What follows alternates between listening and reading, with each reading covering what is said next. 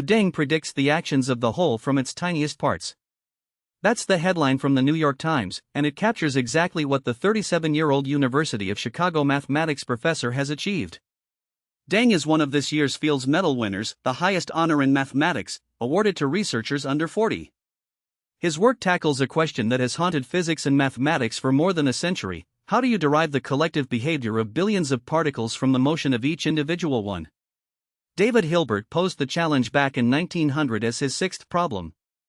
He wanted to know whether the statistical laws governing gases, and by extension, the macroscopic world, could be rigorously derived from Newton's laws of motion governing individual molecules.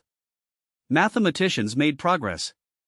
They managed to derive the Boltzmann equation, which describes how particle density evolves, but only for vanishingly short time intervals. It was a start, but far from a complete answer. Deng's path to this breakthrough wasn't straight.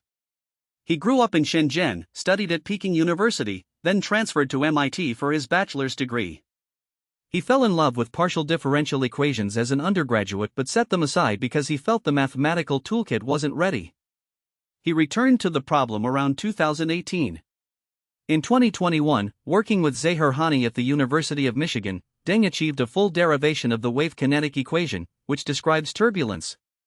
That success gave him a template. The Boltzmann equation, he realized, was an analog, a similarly structured but distinct major open problem. Together with Hani and another mathematician, Shama, Deng figured out how to break the enormous, complex derivation into smaller, manageable pieces. In 2024 they posted their solution, a rigorous derivation of the Boltzmann equation from Newton's laws. A follow-up paper last year went further, claiming they had solved Hilbert's sixth problem, at least for the Boltzmann equation.